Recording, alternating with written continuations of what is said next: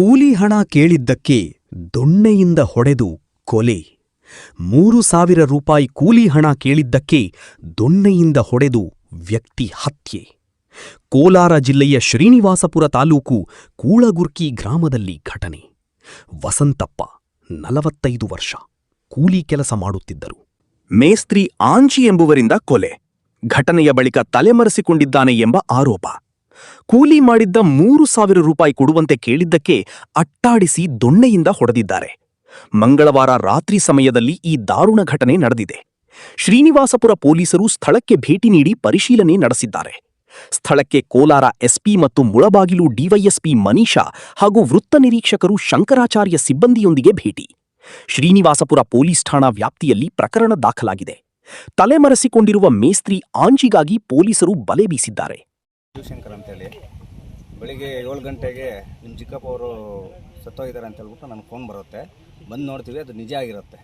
ಯಾರು ಅಂತ ಕೇಳಿದಾಗ ಆಂಜಪ್ಪ ಮತ್ತು ತಿಮ್ಮರಾಯಪ್ಪ, ವಸಂತಪ್ಪ ಮೂರೂ ಸೇರಿಕೊಂಡು ನೈಟು 12 ಗಂಟೆಯಲ್ಲಿ ಎಣ್ಣೆ ಕುಡಿದು ಆ ಮತ್ತಿನ ಮೇಲೆ ಆಂಜಪ್ಪನವ್ರು ಬಂದ್ಬಿಟ್ಟು ನಮ್ಮ ಚಿಕ್ಕಪ್ಪ ಅವ್ರನ್ನ ಹೊಡೆದು ಸಾಯಿಸಿರ್ತಾರೆ. ಅವ್ರಿಗೆ ನಮಗೇನು ಬೇಕು ಅಂತಂದರೆ ಕಾನೂನು ರೀತಿ ನಮಗೆ ಇದು ಮಾಡಿಕೊಡ್ಬೇಕು ಅಂತ ಹೇಳ್ಬಿಟ್ಟು ನಾನು ಮನವಿ ಮಾಡ್ತಾಯಿದ್ದೀನಿ. ಬೆಳಗ್ಗೆ ಯಾರು ನೋಡಿ? ಬೆಳಿಗ್ಗೆ ರಾಜು ಅನ್ನೋರು ನೋಡ್ತಾರೆ. ಅವ್ರಿಗೆ ಏನಕ್ಕೆ ಬಂದಿದೆ ಅಂತ ಅವರು ಗೇಟ್ ವಾಲ್ ತಿರ್ಸಕ್ಕೆ ಬಂದಿರ್ತಾರೆ. ಇಲ್ಲಿ ನೋಡ್ಬಿಟ್ಟು ನಮ್ಗೆ ಕಾಲ್ ಮಾಡ್ತಾರೆ, ಈ ಥರ ಆಗಿದೆ ಬನ್ನಿ ಅಂತ ಹೇಳ್ಬಿಟ್ಟು. ಹಳೆ ದ್ವೇಷ ಏನಾದ್ರು ಇದೆ ಸರ್? ಹಳೆ ದ್ವೇಷ ಏನಿಲ್ಲ. ಅವರೇನು ಕೂಲಿ ಇದು ಸಂಬಳ ಕೊಡಬೇಕು ಅಂತ ಹೇಳ್ಬಿಟ್ಟು ಕೇಳಿದ್ದಾರೆ. ಮಾತಿಗೆ ಬೆಳ್ಕೊಂಡು ಈ ಥರ ದೊಡ್ಡದಾಗಿದೆ.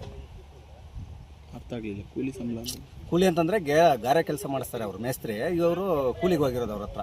ಯಾರು ಮೇಸ್ತ್ರಿ? ಯಾರು? ಆಂಜಪ್ಪ. ರಾತ್ರಿ ಮನೆಗೆ ಬಂದಿದ್ದೆ. ರಾತ್ರಿ 10 ಗಂಟೆ ತನಕ ಮನೆಯಲ್ಲಿದ್ದು ಆಮೇಲೆ ಕರ್ಕೊಬಂದಿರೋದು ಅವ್ರನ್ನ. ಏನ್ರಲ್ಲಿ ಹೊಡೆದಿರೋದು? ಕೋಲಲ್ಲಿ ಹೊಡೆದಿದ್ರು ಸರ್. ಅಮೌಂಟ್ ಎಷ್ಟು ಕೊಡಬೇಕು? ಅಮೌಂಟು 3,000 ರೂಪಾಯಿ ಬರಬೇಕು. ಅದೇ ವಿಚಾರಕ್ಕೇ ಗಲಾಟೆ ಆಗಿದೆ. ಬೇರೆ ಏನು ಜಮೀನು ಬೇರೆ ಏನು ವಿಚಾರ ಇಲ್ಲ. ಫೋಟೋ ಬೆಳಗ್ಗೆ ಬೋರ್ ಹತ್ರ ಬಂದೆ 6:15ಕ್ಕೆ. ನಾನು ಬಂದು ಎಲ್ಲ ಓಡಾಡಿಕೊಂಡು ಗೇಟಲ್ಲಿ ತಿರ್ಸೋಣ ಅಂತ ಬಂದೆ. ಇಲ್ಲಿ ಬಂದರೆ ನಮ್ಮ ಹೊಲದಲ್ಲಿ ಟೊಮೊಟೊ ಗಿಡಗಳಲ್ಲಿ ನಮ್ಮ ಮಾವನೇ ನೋಡಿದೆ, ಬಿದ್ದೋಗಿದ್ರು. ನೋಡಿಬಿಟ್ಟು ಮತ್ತೆ ಮನೆಗೆ ಬಂದು ಕಾರ್ ಹಾಕ್ಕೊಂಡು ಬಂದೆ ಎತ್ಕೊಂಡು ಬರೋಕ್ಕೆ. ನಮ್ಮ ಈ ಮಾವನ ಕರ್ಕೊಂಡು ಬಂದೆ.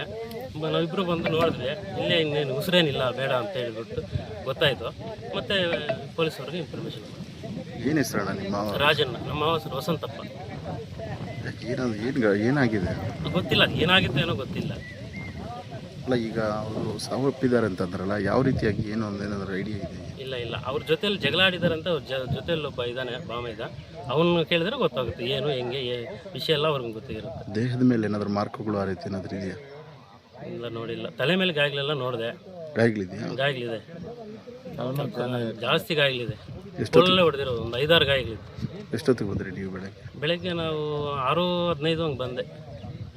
ನೀವೇ ಬೆಳಗ್ಗೆ ನೋಡಿದ್ದು? ಬೆಳಗ್ಗೆ ನಾನೇ ನೋಡಿದ್ದು. ನಾನು ನೋಡ್ಬಿಟ್ಟು ಹಾಸ್ಪಿಟ್ಲ್ ಕರ್ಕೊಂಡು ಹೋಗೋಣ ಅಂತ ಮನೆಗೆ ಹೋಗಿ ಕಾರ್ ಹಾಕ್ಕೊಂಡು ನಮ್ಮ ಮಾವನ ಕರ್ಕೊಂಡು ಬಂದೆ. ಕರ್ಕೊಂಡು ಬಂದು ನೋಡಿದ್ವಿ, ಏನಿಲ್ಲ, ಉಸಿರೇನಿಲ್ಲ. ಸರಿ ಆಯಿತು ಅಂತ ಮತ್ತೆ ಪೊಲೀಸವ್ರಿಗೆ ಇನ್ಫಾರ್ಮೇಷನ್ ಕೊಟ್ಟೆ. ರಾತ್ರಿ ಮನೆಗೆ ಬಂದಿದ್ರಂತ ನಿಮ್ಮ ಮಾವ ಅವರು? ಇಲ್ಲ, ಬಂದಿಲ್ಲ, ಮನೆಗೆ ಬಂದಿಲ್ಲ. ಯಾವಾಗ ಆಗಿರ್ಬೋದು ಅಣ್ಣ ಈ ಘಟನೆ? ಅದೊಂದು 2 ಗಂಟೆ ಟೈಮಲ್ಲಿ ಆಗಿರ್ಬೋದು.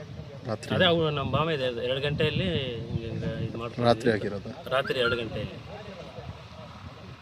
ಯಾರು ಮಾಡಿರೋದು ಏನು ಗೊತ್ತಿಲ್ಲ? ಅಲ್ಲ, ಇದಾನಲ್ಲ ಜೊತೆಯಲ್ಲಿ, ಅವನು ಕೇಳಿದರೆ ಗೊತ್ತಾಗುತ್ತೆ. ತಿಮ್ಮರಾಯನ್ ಕೇಳಿದರೆ ಗೊತ್ತಾಗುತ್ತೆ. ಎಲ್ಲಿದ್ದಾರೆ ಅವರು? ಅವರು ಸ್ಟೇಷನಲ್ಲಿದ್ದಾರೆ. ಜೊತೆಯಲ್ಲಿದ್ದರು ಅವ್ರು ನಿಮ್ಮ ಮಾವ ಜೊತೆ ರಾತ್ರಿ? ಇದ್ರಂತ, ಅವ್ರು ಜೊತೆಯಲ್ಲೇ ಇದ್ರಂತೆ.